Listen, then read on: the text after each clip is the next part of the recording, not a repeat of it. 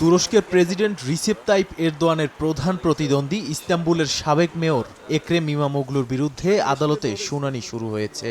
গ্রেপ্তার হওয়ার পর শুক্রবার প্রথমবারের মতো আদালতে হাজির করা হয় তাকে। আদালতে ইমামোগলু দাবি করেন তিনি বন্দী কারণ ইস্তাম্বুলে 3 বার নির্বাচনে জয়ী হয়েছেন। এরদোয়ানের ইস্তাম্বুলে যে জিতবে তুরস্কেও সেই জিতবে, এ ধারণা থেকেই তাকে আটক করা হয়েছে বলে দাবি করেন এই মেয়র।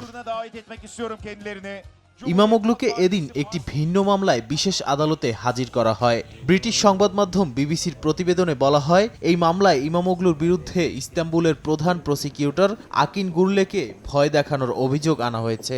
বিভিন্ন গণমাধ্যমের খবর, মামলা আগামী জুন পর্যন্ত স্থগিত করা হয়েছে। সরকারি আইনজীবীরা এই মামলায় ইমামোগলুর 7 বছর 4 মাস পর্যন্ত কারাদণ্ড চেয়েছেন। এদিকে ইস্তাম্বুলের সাবেক মেয়রকে আদালতে হাজির করা হলে বাইরে বিক্ষোভ করেন তার শত শত সমর্থক। দ্রুত তার মুক্তির দাবি জানান।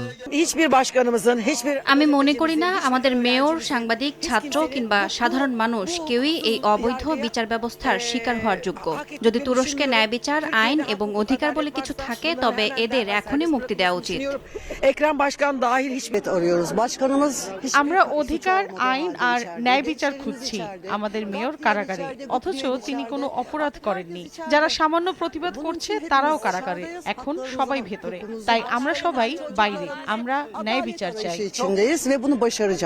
তুরস্কের পরবর্তী প্রেসিডেন্ট নির্বাচন 2028 সালে অনুষ্ঠিত হওয়ার কথা রয়েছে। তবে নানামুখী অস্থিরতার কারণে সম্ভাবনা তৈরি হয়েছে আগাম নির্বাচনের। নাদিম মারজান, সময় সংবাদ।